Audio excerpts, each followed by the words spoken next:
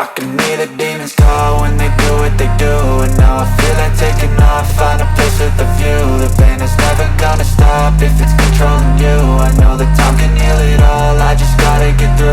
I just gotta get through, I just gotta get through. Cause I feel like taking off, find a place with a view. The pain is never gonna stop if it's controlling you. What's going on, guys? Welcome back to Justinhawksmith channel. In today's video, we're going to be showing you a mod that if you have a show truck, or if you enjoy going to shows, or if you just want to clean up the frame on your F250, or really any truck for that matter, this company can probably make you some of these. So before we get into the video though, I know you all blew up the last video whenever the transfer case broke out of the truck. For the intro of this video, we're going to talk about that right quick and go over pretty much all the damage. So as y'all can see, I do have a transfer case that's out of a parts truck. My buddy actually flipped his truck, or well, his friend flipped his truck, and he had this transfer case out of his truck, picked it up for 200 bucks. Super good deal. Got the front drive shaft as well with that. So we have a new front drive shaft out of a 06 F250, and we've got a new transfer case out of a 06 F250. It's all black because he had like 200 over injectors or whatever, and he had cracked up pipes, so like the whole bottom of his truck was black. So it does have a lot of soot on it, but we're going to clean that up, paint it, you know, get it prepped and painted, so it'll be even better than it was before. I thought about taking it apart and having it powder coated, but I don't really feel too comfortable taking apart one of those, so we're going to just clean that up, paint it, and get it looking real good. So the truck's been sitting here ever since it's been broke down. So moving on to underneath the truck, we're gonna go over pretty much everything that was damaged or needs redone, repowder coated, checked over. So if we go right here, this output shaft has some metal and stuff on it, and it's pretty scored right there. And then this housing, of course, is completely broke off. And I know there was a few idiots out there thinking that this was because the transfer case was indexed. The chunk of the transmission extension housing right here is still in the billet indexing ring. And then here's some of the bolts. So some of them did shear out. There was 3 of them that sheared out, and 3 of them held. But just with the type of brake that this was, it had nothing to do with the PMF indexing ring. But anyway, this goes right here. So there's 1, 2, 3, 4, 5, 6. I don't remember how many I counted, but there's like 6 or 8 bolts that hold on this big extension housing right here. So we are going to do a new output shaft on the transmission just to be safe, and we're going to do a new extension housing. I've checked over the transmission and I didn't see any cracks or anything, and all these bolts are still good. So we just have to swap out this extension housing and the output shaft, and then there's a seal that we're going to pick up from Ford. Now, as far as the wiring goes, I unplugged this myself right here because it'll have to come off for the extension housing. These wires right here, they do seem to be like a little bit stretched, but if you look at them, they're all still in perfectly good shape. So we'll see if we get any codes or anything. This one right here is the only one that I am going to actually do something with. So it is exposed. I'm not sure what that goes to or what that would do in the future. But these go to the plug-ins right here for the transfer case. So it looks like this pretty much just got stretched and ripped. So I'm going to move a lot of this cord back up. So what this is this joint right here got stretched this way and bundled up. So I'm going to grab it right up here, and we're going to pull this all until it meets back up with this. Reuse some of our Tessa tape that looks even better than the stuff that they use from the factory. And then whenever we're replacing this housing right here, we're going to go ahead and pull off the transmission cross member right here from PMF. We're going to pull that off, have it completely sandblasted and repowder coated, so this stuff will all be good. Single shot powder coat, man, he hates that all this happened, so he's going to be hooking it up with that. So it's pretty much just 2 grade 8 bolts over here on this side, and then we've got 4 on this side. So we'll pull that out after we get the transmission jacked up and pull this extension housing off, and hopefully the wiring is all okay. I know all of these pigtails and plug-ins, they seem to be okay, but again, that's something that we won't know really until we get it put back together. The front axle's okay. There's no damage done to it. We already have a new front drive shaft. So repowder this piece. And then as far as powder coat goes in the rear, we technically, we should probably repowder coat our rear axle. It is dirty right now just from road grime and everything, but all of this stuff cleans up like brand new, except for this one little bitty spot right here. All right guys, so with that being said, that's pretty much all that it damaged. We will have to get new flanges and everything with the new rear drive shaft, which I'll be telling you the company that I'm working with on that here in a future video.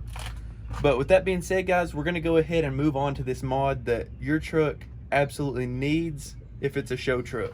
So let's get out from underneath this thing and go ahead and install this mod. You guys are gonna love this. Like it changes the whole truck. So we're gonna go ahead and talk about them in the front. We are talking about the faceplates.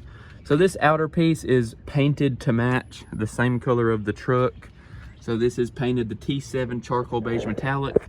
Obviously the main plate underneath it is powder coated heavy silver with glowing yellow top coat. And we've already got these installed in the front. Now these do come with no holes drilled whatsoever. I drilled 2 holes right here, 1 in the front, and that holds it perfectly fine.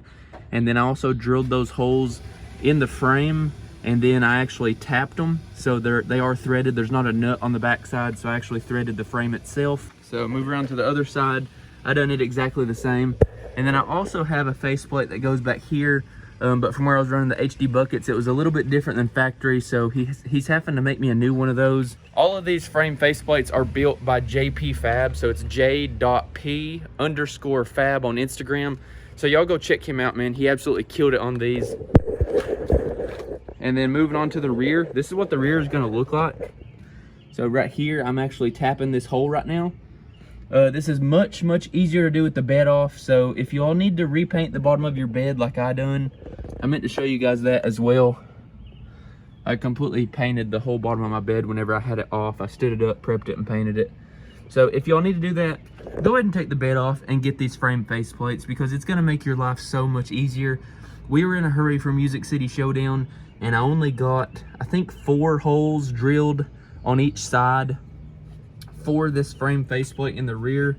And it does, I went with 8. So we've got 2 bolts right here, and then it skips 3 squares, has 2 bolts, skips 3 squares, has 2 bolts, and then skips 3 squares and has 2 bolts back there.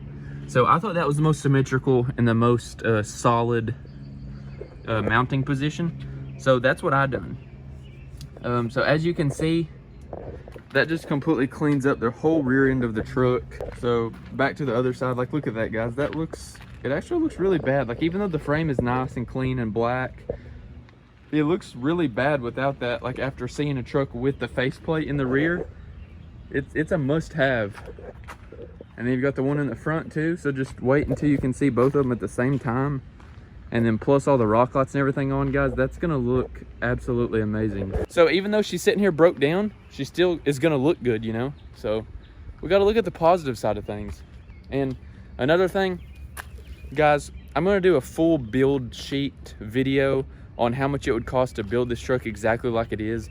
So I know that I said $100,000 SEMA truck. I mean, to some people, the truck might be worth $100,000. Obviously, I know that it would cost less than $100,000 to build this truck. Obviously, it's just a YouTube title, guys. Just calm down. Truck Rice, I know you're out there. Just calm down. It's okay. No one truly believes this truck is worth $100,000. To some, it might be. I mean, honestly, to some, it might be. Literally, guys, I understand that this truck is not worth $100,000. But like I said, to some, it might be. But I'm aware of that, and I'm going to show you all not really what I've got in it, but what it would cost retail to build this truck, because you know your boy be getting some deals and whatnot, working hard on his YouTube channel, doing the videos and whatnot with the sponsors. But I'm gonna show you all a build sheet of what it would cost to truly build this truck exactly how it's spec'd out and built right now in a future video later this week. So while the truck's down, I wanna make some videos like that. I still got the caliper video that I wanna make, but we're gonna go ahead and get these faceplates installed. So just to further explain what we're doing, we have a drill bit. You want to get a drill bit the same size as your tap, and then obviously bolts. These are stainless bolts with stainless hardware. I picked up all this at a local hardware store. So you're literally just gonna turn this very carefully and very slowly. After you get a few turns in, back it off just a little bit and wiggle it back and forth, and then go through with it again. And then you'll feel it whenever you make it all the way through. And then you'll know that you're all the way through, and you can just back it all the way out and then run your bolt through. So see, it got very, very easy right there. And that means that we're all the way through. That hole is threaded now, and it's threaded perfectly for our stainless hardware. So I'm gonna go ahead and pull this out, put the stainless hardware in, and I'm gonna do the same thing on the other side for all of the holes. I don't have to show you guys that because you all just now learned how to do that. So our tap is a 5/16-24.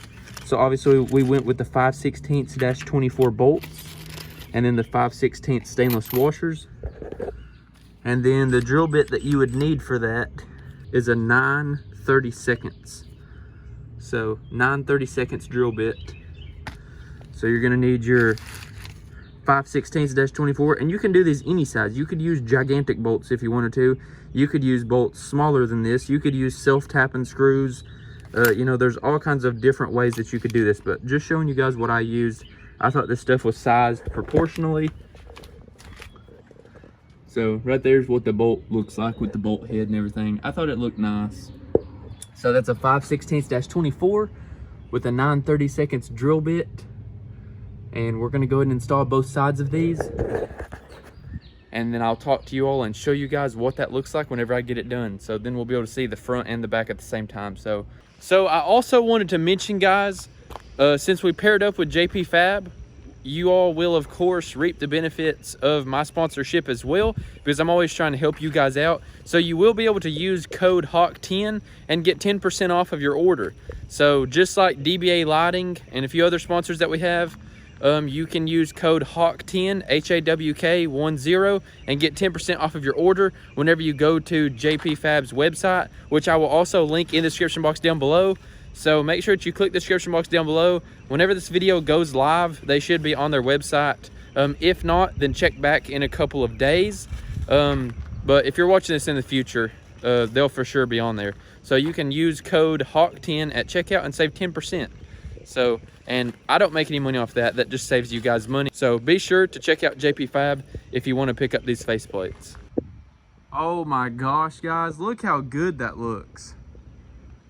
Literally, you can see that front faceplate and that back one. It makes the whole frame look like it's powder coated and like with a custom overlay on it. That looks so good. So, like I said, guys, these were from j.p_fab. So I'll have that link below, of course.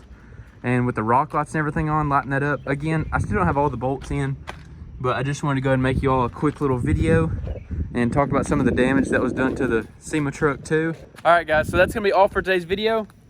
Oh my gosh, it's like 90 degrees and I'm burning up. So we've got a new T-case here. Just a little update for you guys that are followers and subscribers of the channel. We've got the new transfer case here. We're working out something with the drive shaft. We've already got a new front drive shaft, and then we'll just have to repowder coat that cross member. So we'll repowder coat that cross member whenever we do some of the bumper brackets and the tow hooks anyway. So we had to take some stuff back to powder coat anyway. So we shouldn't be out a whole lot of money because of this. I know I had mentioned, you know, getting a lawyer and everything. I did go talk to a lawyer, so a little update on that. Pretty much we would be suing for like 20 grand because of all the damage to have everything fixed by shop, the tow bill, the parts bill, all new from Ford. Me being out of work because I do work with the truck legally. So me being out of work, me not having a vehicle, the cost of the rental vehicle, all of that stuff. And really, guys, even though the guy shouldn't be building drive shafts and he done a garbage job, you know, he done a garbage ass job building my drive shaft. I think I'm just gonna go down there and get a refund and just not go back, and of course definitely publicize my experience with this more than I already have. It's a small town here where I'm at, so I tried to support a small local business as everybody should. And yeah, just the small local business that I tried to support has no idea what they're doing and costed me, I think at the end of the day, we should be under $1,000. So, well, We won't be under $1,000 because the drive shaft itself is $1,000, but we should be under like $1,500. So, yeah, that's gonna be all for today's video, guys. Always remember, everybody starts out as nobody, and I'll see you in the next one. Peace. I can feel the blood creeping up from the heathens. Got will, got fight, got pride, got reason. If they wanna go eat, then you know I'm gon' feed them. If you're coming for me, hope you're ready for a demon. I got eyes in the back of my head, I'm seeing. Take me for granted and you know I'm leaving. I'ma take what's mine with the webs I'm weaving. I could take this crowd from seeing to believing.